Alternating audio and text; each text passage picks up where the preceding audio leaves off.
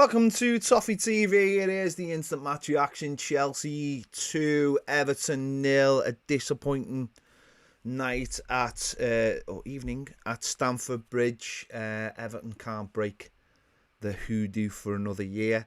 And really, it was just about Chelsea just being a much better side tonight, wasn't it? They made 5 changes from the team that beat Liverpool on Thursday night. And they were just better. They were just a much better side. They controlled the game. Defensively, they've got so much better. And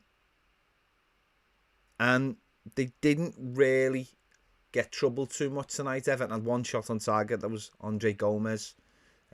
Shot from outside the box. And we couldn't trouble them. We tried to set up in a way that we do normally, but we're obviously without Richarlison, Freudian slip, without Decore in there. We just didn't have the energy in that midfield. Everything would go backwards, and really we had no real attacking threat. Iwobi was anonymous again.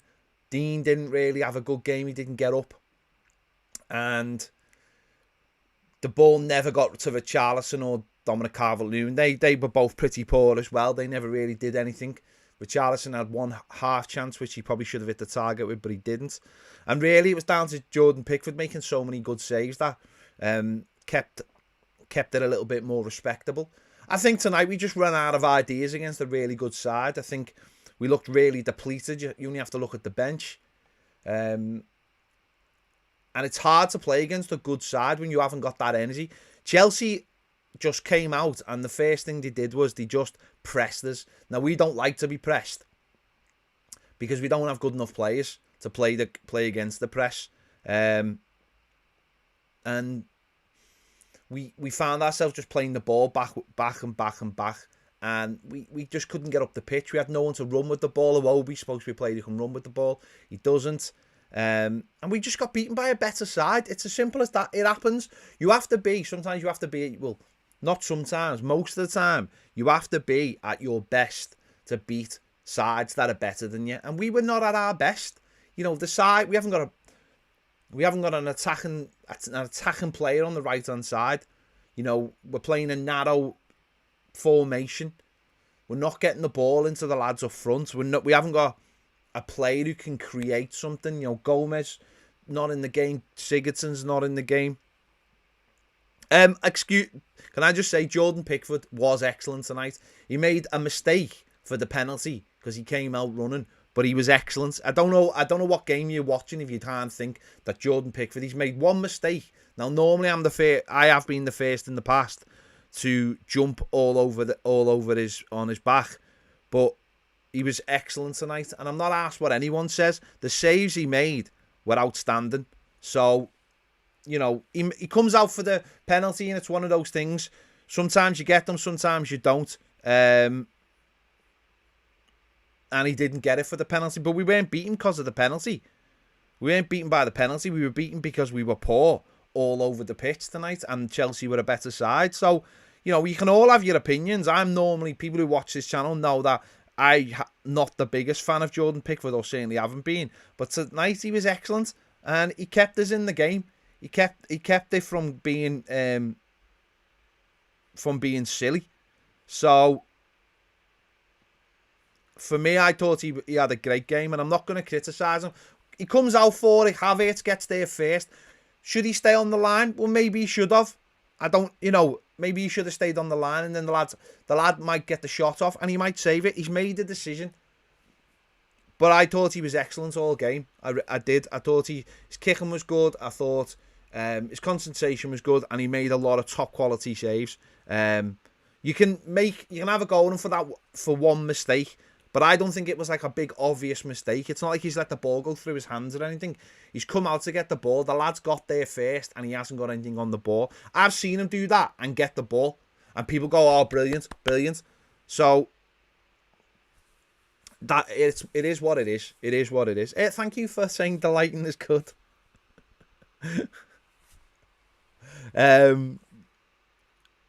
there was a lot of players who weren't at the best tonight. Just seen someone. Ben Godfrey wasn't at his best tonight. Luca Dean wasn't at his best tonight. Dominic Calvert-Lewin wasn't his best tonight. Richarlison wasn't on the best tonight.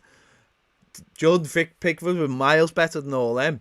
So we really have to. We have to, in the summer, buy players who can take this team forward.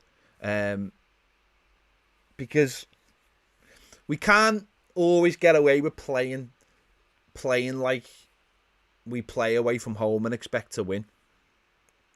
It's as simple as that. We have to have a degree of control in a game to win games. Even the games we win, we don't really have an element of control. And that is only going to come from buying better players. It's as simple as that. Buying better players. Players who are comfortable on the ball, who get the ball, receive it and give it in one go without having to need that extra touch.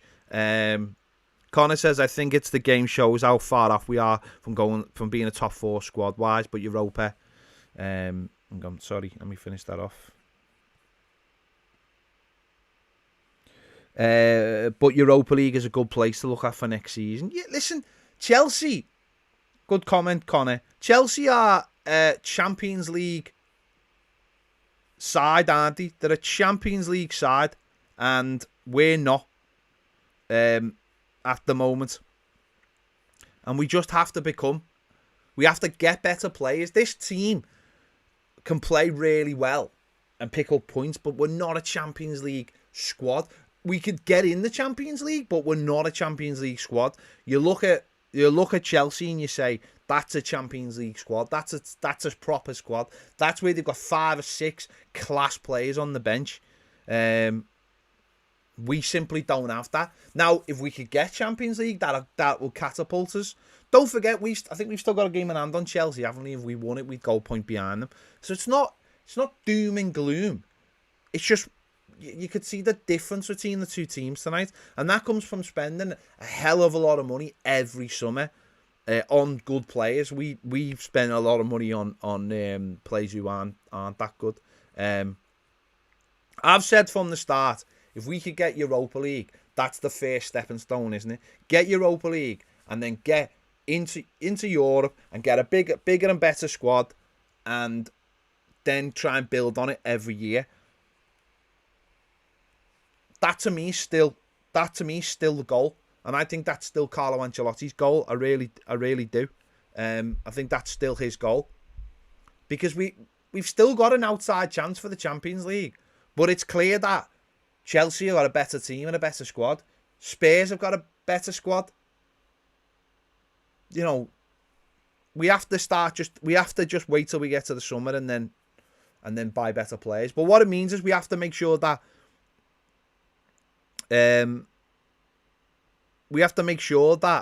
we play teams like Burnley and we beat them. Burnley at home, Crystal Palace at home, Sheffield United at home, Brighton away. They're the games, aren't they, that we have to win. I'm not really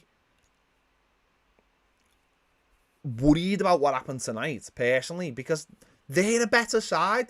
It's like when we played Man City. Did you really come away going, oh, well, you know, devastated tonight? Could have really... Chelsea are a better side than us, and have got all their players fit. We've got like Hammers out, Decore out, Allen's just coming back from the injury, Tom Davis coming off the bench. We've got no attacking right back. You know, we look like a team who are some of our players are tired. Ben Godfrey looked tired tonight. And we are, you know, there's no need, honestly, there's no need to worry about what's happened tonight. There's no need about what's happened tonight. It was the wrong game at the wrong time. Simple as that. And then hopefully, I'm just hoping we can win, as I said, win the games we need to win, and we get Europa League. And I honestly don't understand why anyone wouldn't want Europa League, because it's the next step. It's the next step. It's playing in Europe. It's earning money. It's getting better players. And And we'll see what happens. Listen, people saying in the comments, King offers more than Iwobi. They don't play in the same position, and the manager's obviously asking Iwobi to do a job. And I understand the frustration of people who want to see King, but we'll see what happens in the coming weeks. The first goal's frustrating because that was poor from us. You know, getting caught in midfield. Holgate going into the space, Iwobi not tracking the runner inside, and then it takes a big deflection and goes in. We could have done a hell of a lot better for that goal, but I just feel like our whole right-hand side and our midfield, Sigurdsson and Gomez should never play in the same team. They should never play in the same team. It's as simple as that. They're too slow. They're far too slow. Far too slow. But now we got Burnley on Saturday. We got City the week after. I mean, I wish the City game was after the international break, because I really think we could do with the international break. A lot of people asking about Decore. Apparently, Decore has got a hairline fracture of his ankle. Apparently. Don't take that as gospel. Apparently, he's got a hairline fracture, which could take 6 to 8 to 10 to 12 weeks. Apparently. They were just too good. You know, someone saying Kai Havertz, he was brilliant. Kept on running into the space. We couldn't cope with them. And that's the way it is tonight. We had a lot of players missing. We weren't at our best, and they were better. And it's only going to really improve in the summer when we go and buy more players. Simple as that. So, you know, the stats are not great. They had 9 shots on target. We had 1. They'd shot 6 off target. We had 3. 66 to 34% possession. They had 7 corners. We had 3. They well and truly deserve to win the game. And that's all you can say sometimes. That's all you can say. That's all you can say. I mean, Decore, listen, I don't know how long Decore is going to be out for. If he was out for 8 weeks, then what? He would come back in the beginning of May. So, but we've got other players. When Alan went out the team, a lot of people were very, very worried. If Tom's fit and Alan's fit, then I think because I thought when Tom Davies come on, I thought he helped. He had one little slip where they got through, but I thought he looked a lot better sitting in front of that back four. It is what it is. There's no need to go mental about it. We've just been beaten to a team that I think will finish in the top 4. The squad is not strong enough, and you know we've got players missing, and that's it. There's no need to like lose. Don't forget we've got the FA Cup a week Saturday, and I know it's against City. But listen, stranger things have happened. There's no need to throw in the towel because we've been beaten by Chelsea away. We never beat Chelsea away anyway. So Tom says, why does King not get a game? Pointless purchase. Well, he might start get a game now, mightn't he? There's still 12. What is there? 12 games left. You know, there's still 12 games, 11 in the league, and 1 in the FA Cup. There's still 12 games left, guaranteed. He might get games. But how do we know that he's not rubbish in training? How do we know? You know what I mean? The simple fact is, if you're not good enough, you're not good enough. And we weren't good enough tonight. Just seeing if Carlo said anything post-match about the injuries or anything.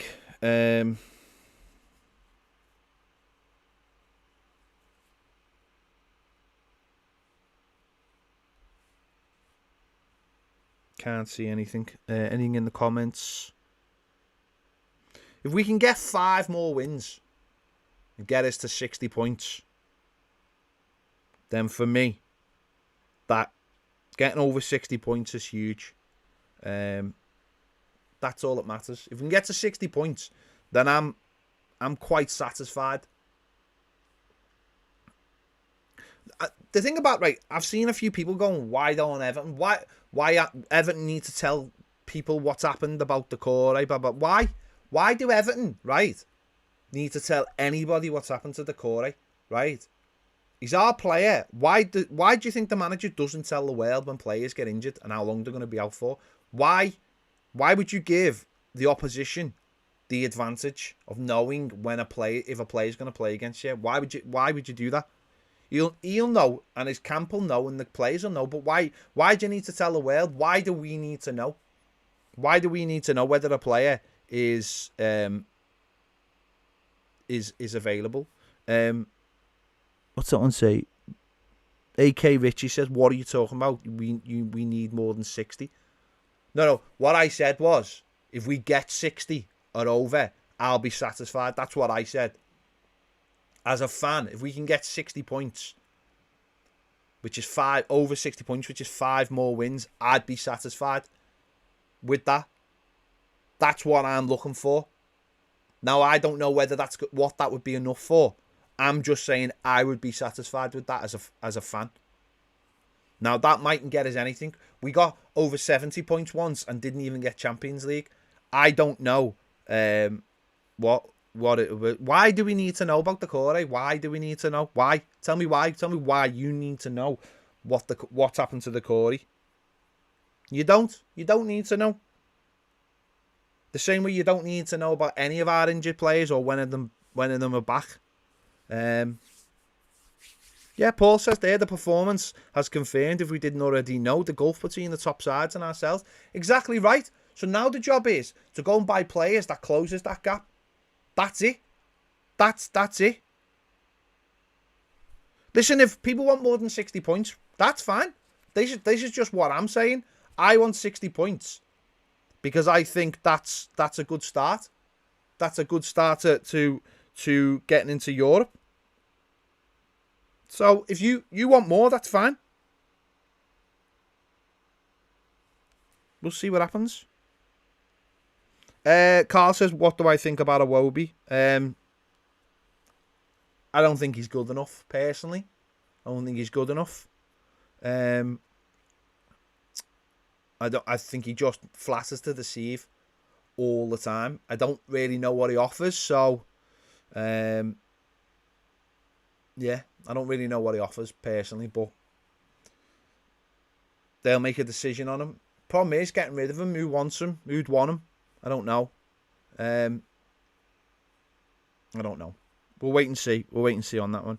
Anyway, it was a disappointing result. It is what it is. We move on to Saturday, and hopefully, the likes of Tom Davis are back to start. Iwobi. James Rodriguez might be available. He might try and play King from the start and give maybe Dominic Calvert-Lewin a rest because he looks quite tired. And then we have City the week after, and then we've got the international break after that, haven't we? And we'll see what happens. But listen, tonight isn't the be-all and end-all of the season. There's 11 games left, and we've got to play the likes of West Ham away. We've got to play the likes of Tottenham at home and Arsenal away. So don't be fretting about it whatsoever. It is what it is. There you go. I'll leave you there. Thank you for joining me. Make sure to check me out on my player ratings, which will be live in about 5 minutes or so. And make sure to check out Baz's instant match reaction and his 3 things as well.